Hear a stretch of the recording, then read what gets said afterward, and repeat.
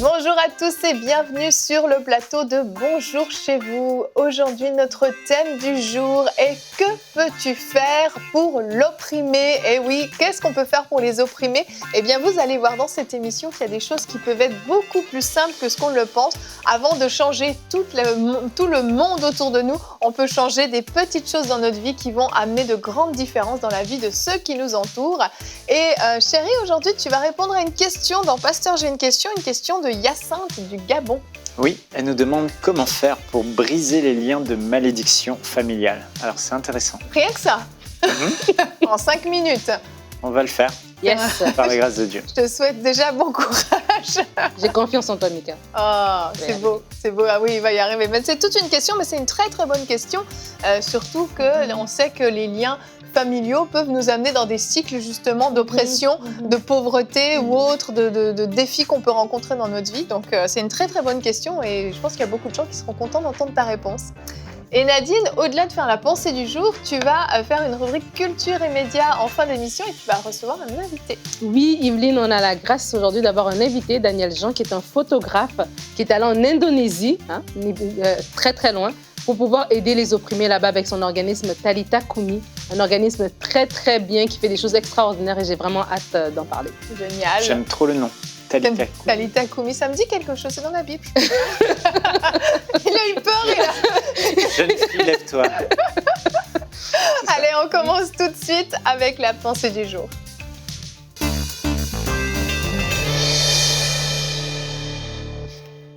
Alors aujourd'hui, j'ai envie de vous encourager, j'ai à cœur de vous encourager à faire votre part pour être les bras et les pieds du Seigneur Jésus sur cette terre. Faites votre part pour être celui qui va toucher quelqu'un, qui va aider quelqu'un, qui va encourager quelqu'un, qui va fortifier quelqu'un, qui va être la lettre d'amour de Christ pour votre prochain. Votre prochain, c'est peut-être votre voisin, c'est peut-être votre collègue de travail, mais c'est peut-être un inconnu qui est à 10 000 km de vous, un inconnu, peut-être que sa vie n'affectera jamais la vôtre, mais vous faites le pas, faites le choix d'être les bras de Dieu pour cette personne. Et la plus grande barrière qui nous empêche de réagir des fois, de ne pas tendre la main vers l'opprimé, ce n'est pas tant l'insensibilité, ce n'est pas tant qu'on est méchant, ce n'est pas tant qu'on est insensible, on est froid, mais en fait, c'est le sentiment d'impuissance.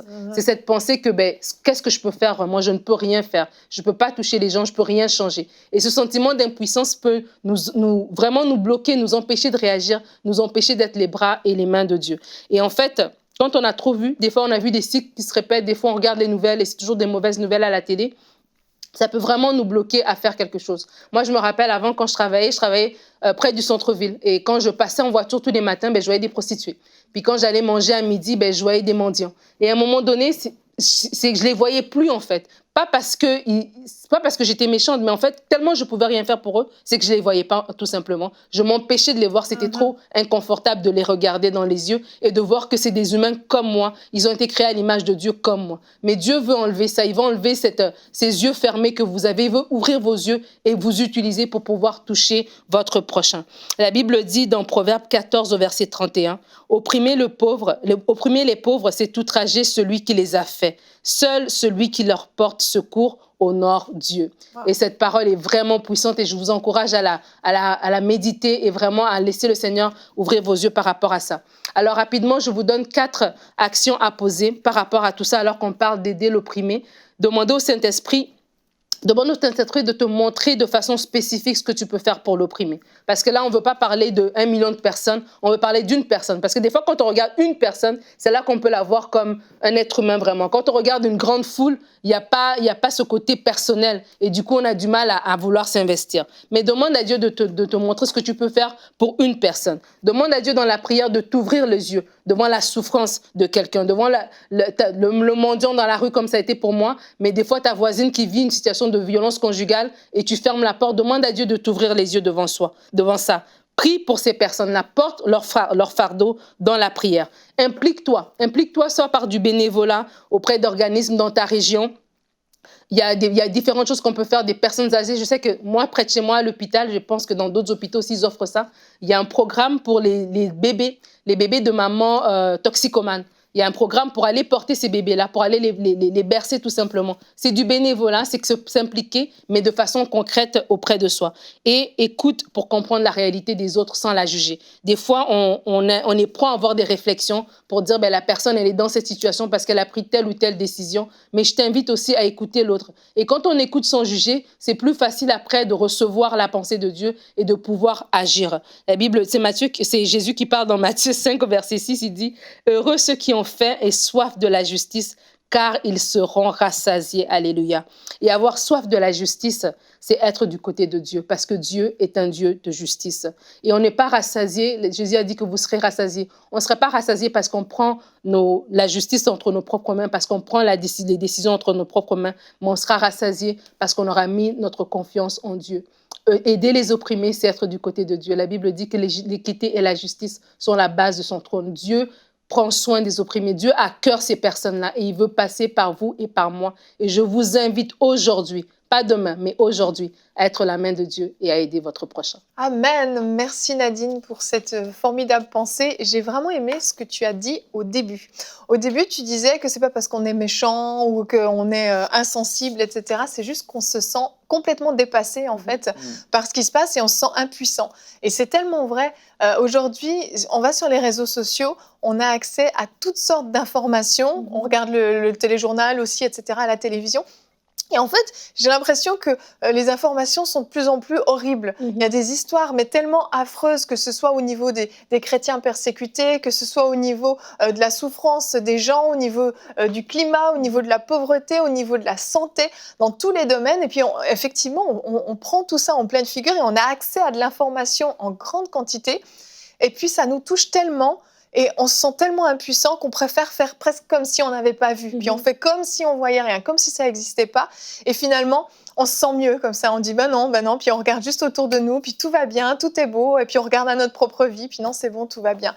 Mais Dieu est concerné par ces choses. Et dans ton verset que tu as présenté, on voit vraiment le cœur de Dieu par rapport aux pauvres, par rapport aux opprimés, par rapport à ceux qui souffrent. On peut regarder aussi notre verset du jour qui aujourd'hui est dans Proverbe 31, 9, qui nous dit « Ouvre ta bouche, juge avec justice et défends le malheureux et l'indigent. » C'est un verset qui nous pousse à l'action. C'est pas un verset qui dit juste souffre chez toi quand tu apprends des mauvaises nouvelles de ce qui se passe dans le monde. Ouvre ta bouche, juge, défends. Ça nous implique réellement en fait à passer à l'action d'une manière ou d'une autre. Oui, et la question d'aujourd'hui, c'est que peux-tu faire pour l'opprimé? Et ce verset, il nous dit ce qu'on doit faire. Et je trouve ça extraordinaire en fait. Et des fois, c'est qu'on ne sait pas par où commencer. Et du coup, on ne fait rien parce qu'on ne sait pas par où commencer, on ne sait pas par où s'y prendre. Mais c'est une action qui en entraîne une autre, c'est un pas qui en entraîne un autre. Et je pense que dans le témoignage, dans l'organisme Talita Kumi, il va en parler. Et même dans d'autres organismes qu'on a pu présenter ici, on a vu en fait c'est que ça partait à partir d'une personne. Moi, je me rappelle, on avait parlé de Christina Noble. Oui. Qui est une femme, un film qu'on avait présenté, qui était de cette femme, l'histoire de cette femme et de tout ce qu'elle avait fait en fait, qui aujourd'hui, en date de, en tout cas de la dernière fois que j'avais vérifié, elle avait sauvé au-dessus de 700 000 enfants au Vietnam. Wow. Mais c'est parti d'une pensée qu'elle a eue après d'un rêve qu'elle a eu. Elle a pris une décision. Elle savait pas parler puis vietnamien, elle connaissait personne au Vietnam, mais cette première action en a entraîné une autre et Dieu a été avec elle. Et je me rappelle, j'avais lu sur sa vie et puis elle disait en fait, elle est juste une personne normale. Elle a dit à Dieu, moi, je suis juste une femme ordinaire. Je suis juste une personne normale. Je ne sais rien faire. Mais quand on se lève, parce que Dieu a à cœur les opprimés, ben, du coup, quand tu te lèves, il se lève avec toi et il t'accompagne dans ce que tu dois faire. En fait. Puis c'est ça, il y a certaines personnes qui ont vraiment reçu ce mandat de créer un organisme, de porter un projet qui va changer des centaines, des milliers de vies parfois, mais c'est pas le mandat de tous. Et puis on peut se dire, voilà, moi c'est pas, Dieu m'a pas appelé à ça, moi j'ai un autre appel, etc.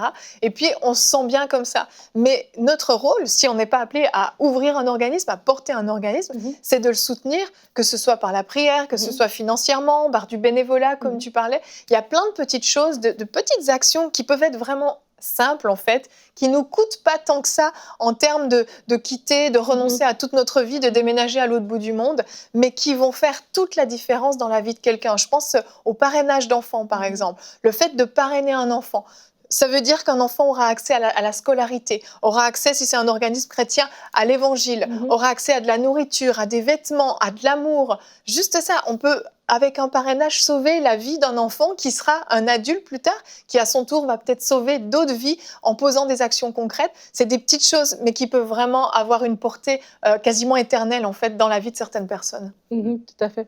Des fois, on peut faire l'erreur de penser que notre action, elle est trop insignifiante.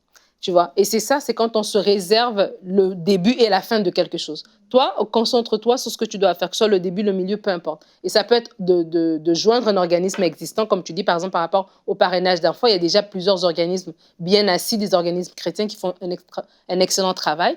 Mais ça peut être aussi de prier, comme tu dis, de faire d'autres choses. Mais en fait, c'est juste l'idée de se dire, on avait parlé des faiblesses cette semaine, l'idée de se dire en fait que mon action, elle n'est pas insignifiante. Quand bien même elle est petite, elle s'inscrit dans le grand plan que Dieu va utiliser, va susciter mon cœur, il va susciter ton cœur. Il suscite peut-être le cœur d'une sœur au Cambodge, peu importe. Et ensemble, en fait, tout ça, ça se met ensemble pour faire quelque chose d'extraordinaire. Yveline, toi et moi, avant l'émission, nous parlions des écosystèmes, parce que ce sont les types de conversations que nous avons. Pourquoi parlons-nous de l'écosystème? Nous parlions de l'écosystème et de l'abeille, mais je ne te laisserai pas expliquer, et je ne le ferai pas non plus.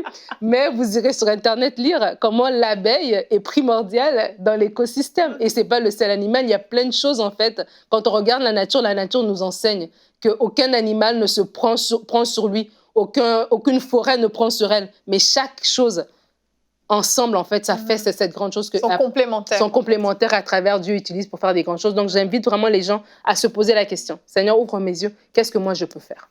Je pensais, pendant que tu parlais tout à l'heure, Nadine, dans ta pensée, tu disais que tu passais à Montréal devant toutes ces personnes et que finalement, tu te sentais impuissante. Et qu'elle ne les voyait plus. Voilà, que tu les voyais plus. J'ai quand même je crois que l'un des gros problèmes aussi, c'est qu'on est trop pressé et on ne prend pas le temps de s'arrêter pour considérer la souffrance des autres, pour regarder comment les autres souffrent. Et il y a cette femme, Heidi Baker, qui peut-être vous connaissez à la maison. En tout cas, elle m'a beaucoup inspiré, elle nous inspire beaucoup, parce qu'elle a pris justement le temps de s'arrêter dans son agenda chargé de grandes prédicatrices en Europe, qui prêchaient devant les foules de milliers de personnes. Et elle a vu la souffrance des personnes au Mozambique. Et aujourd'hui, elle a fondé plus de 5000 églises, des milliers d'orphelins qu'elle soutient, etc. Mais ce qui m'a touché, en fait, un jour, j'ai écouté une de ses prédications, elle disait que chaque matin, tous les matins, elle fait la même prière. Et cette prière, c'est « Seigneur, s'il te plaît, donne-moi le temps aujourd'hui de ne pas être pressé. S'il te plaît, fais en sorte que j'ai le temps de ne pas être pressé et de m'arrêter pour une personne, comme tu l'as dit dans ta pensée. » Et je crois que ça, c'est un vrai fléau parce qu'on court. Et si elle, alors qu'elle a 5000 églises à gérer, ça devient gérable, elle a tellement d'orphelins qu'elle a pris sous son aile, etc. Elle fait cette prière, c'est parce qu'elle a compris qu'elle peut tomber dans l'activisme. Et je crois que l'activisme nous fait du tort pour répondre à ce grand mandat que le Seigneur nous a donné de prendre soin des opprimés. Ésaïe 61, on voit l'onction du Seigneur a été donnée que pour les opprimés, les malheureux, les captifs, les prisonniers, ceux qui souffrent, etc., pour consoler les affligés. L'onction du Saint-Esprit a été donnée à l'Église pour les opprimés, mais on est trop occupé pour s'arrêter pour eux. Exactement. Et on va passer maintenant à la rubrique Pasteur, j'ai une question. On va répondre à la question de Hyacinthe du Gabon. Comment faire pour briser des liens de malédiction familiale? Et je le disais en début d'émission, parfois on peut être victime d'un lien, un peu une malédiction qui est sur notre famille, qui va nous lier des fois à l'échec, à la pauvreté, à tout un tas de souffrances, de maladies physiques également, qui vont nous poursuivre toute notre vie et pourrir notre vie. Oui, alors c'est toute une question de Hyacinthe. Alors je ne vais pas rentrer trop dans les détails, on va rester dans les grandes lignes. 5 minutes de toute manière. Voilà.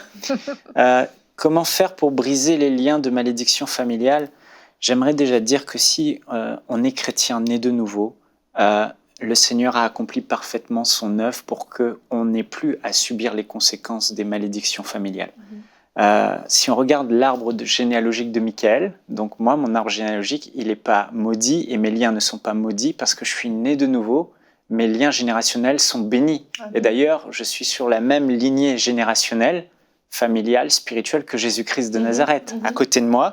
Et si on regarde au-dessus, on ne verra qu'un seul lien, qu'une seule personne, c'est Dieu le Père, enfanté par la puissance du Saint-Esprit, lavé par le sang de Jésus de tous mes péchés, le Père et Michael. Il y a un grand nombre d'enfants.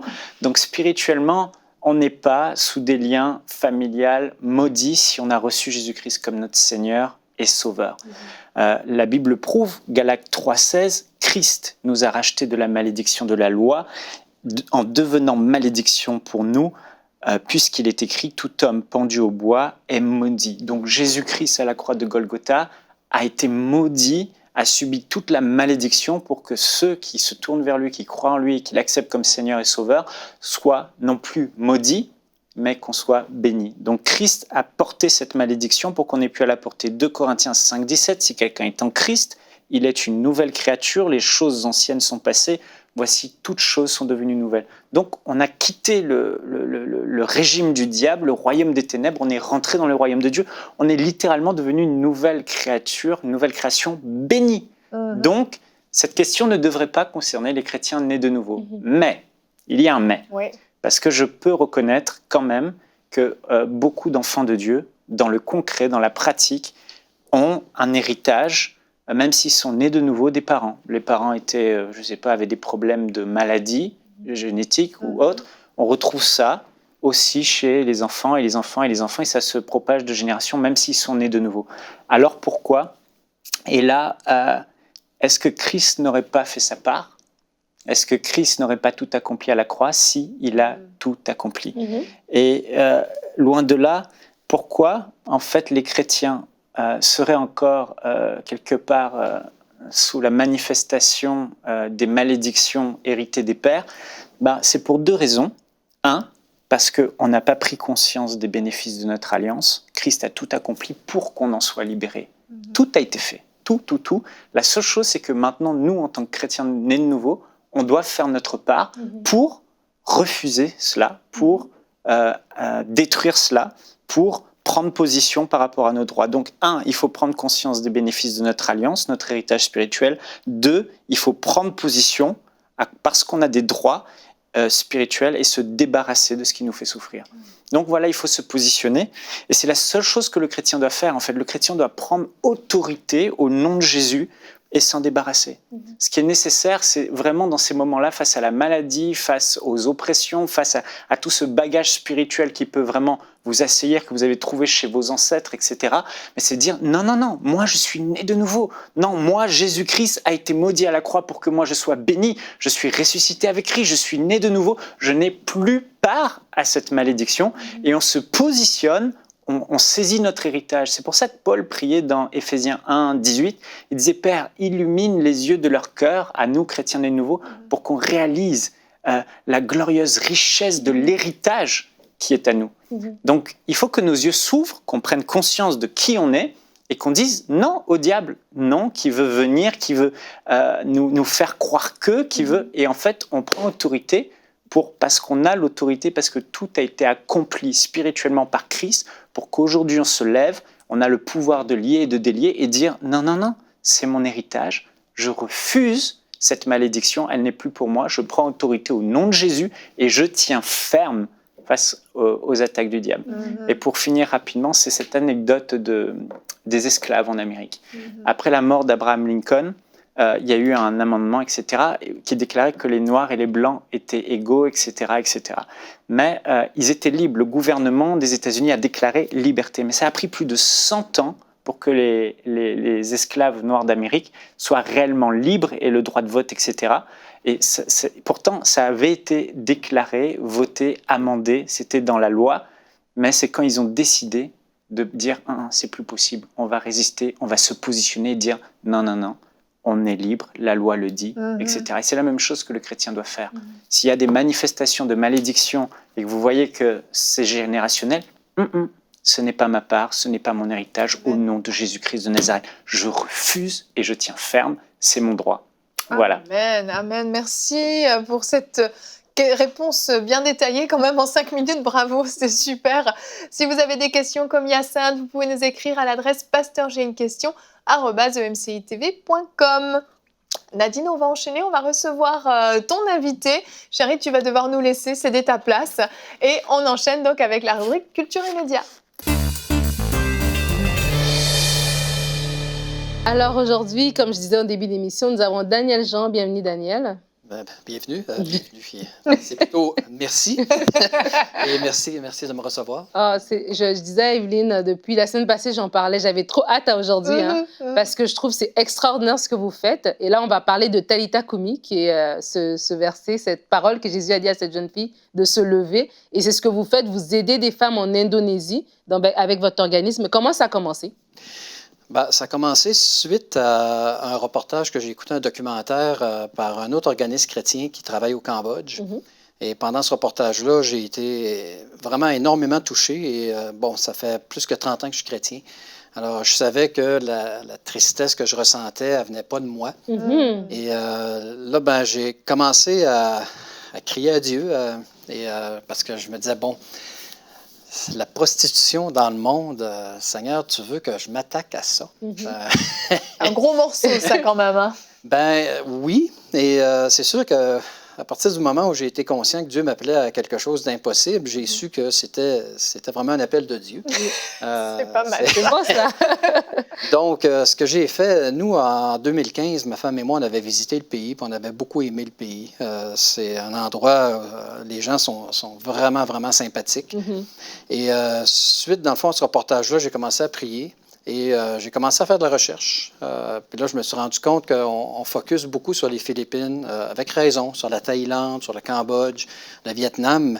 Et en Indonésie, il y a plus que 300 000 femmes qui sont prises dans la prostitution. Puis là-dessus, il y en a 90 000 au moins. C'est des jeunes femmes, c'est des filles mineures. Des enfants. Des mineurs. Oui, donc entre 11-12 ans jusqu'à 18 ans. OK. Alors là, suite à ça, je ne savais pas exactement par où commencer et je ne savais pas exactement qu'est-ce que j'allais faire. Mais en priant, moi, je suis photographe et j'ai tout le temps voulu être photographe-reporter. Alors, Dieu m'a inspiré dans le fond, à proposer mes services pour pouvoir faire un reportage photo sur le sujet. Oui, et là, on voit des photos justement de ce que vous avez pris comme photo là-bas en Indonésie. Et donc, du coup, vous avez eu à cœur, le Seigneur vous a inspiré, on parle de que peux-tu faire pour l'opprimer. Vous avez mis cet organisme sur pied. Donc, Talitha Kumi est sur pied en Indonésie et sur place, vous aidez les filles prostituées, en fait. Oui, on travaille en collaboration avec un autre organisme parce que là-bas, un ONG étranger ne peut pas venir s'installer et commencer à travailler. Donc, j'ai approché plusieurs organismes, puis il y en a un qui m'a répondu. Puis 1 an et demi plus tard, à force de se parler sur WhatsApp, on est parti pour l'Indonésie, en sachant pas trop si on allait arriver là-bas puis il allait avoir personne. Et finalement, le monsieur en question m'attendait, puis il nous a amenés dans le village en question, parce qu'il y a un district, c'est un peu comme une province, ça, sur l'île de Java, où est-ce que c'est là depuis 1500 ans que le pays fournit des prostituées au pays puis aux pays alentours. Donc, c'est extrêmement comme une pauvre. plaque tournante de prostitution. Oui, j'appelle ça, c'est comme une matrice, en fin de compte. C'est vraiment particulier parce que les rois de Java recyclaient leurs courtisanes en prostituées. Alors, on est arrivé là-bas et ce qu'on fait, en fin de compte, de façon concrète, c'est rien de romantique. Hein. C'est pas, on débarque pas, on n'arrive pas en sauvant les gens dans les bordels puis tout ça. Ça marche pas, ça. De façon concrète, ce qu'il faut, c'est garder les filles à l'école parce que les trafiquants profitent du fait que les filles vont pas à l'école et sont pauvres pour inciter les parents à les intégrer dans les réseaux de prostitution. Donc, principalement, on fait de la prévention, on fait de la réinsertion. Donc, la prévention, c'est les garder à l'école. La réinsertion, c'est d'offrir aux prostituées qui veulent s'en sortir de retourner à l'école et d'apprendre des métiers. Donc, en gros, c'est ça qu'on fait.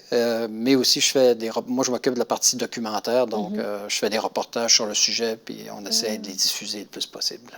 Et là, vous parlez de diffuser, justement, on voit ces photos, vous avez pris les photos, vous êtes allé sur place et vous diffusez. Et là, moi, je me dis, quelqu'un qui regarde cette émission aujourd'hui, qui se dit, OK, ça me parle. Comment est-ce que je peux soutenir ces personnes? Est-ce que c'est de partager vos photos? Comment est-ce qu'on soutient un organisme en Indonésie alors qu'il y a des milliers de kilomètres? Nous, dans le fond, on sert, c'est sûr qu'on y va une fois par année, sauf cette année, parce qu'on n'a pas pu. On sert un peu de courroie de transmission.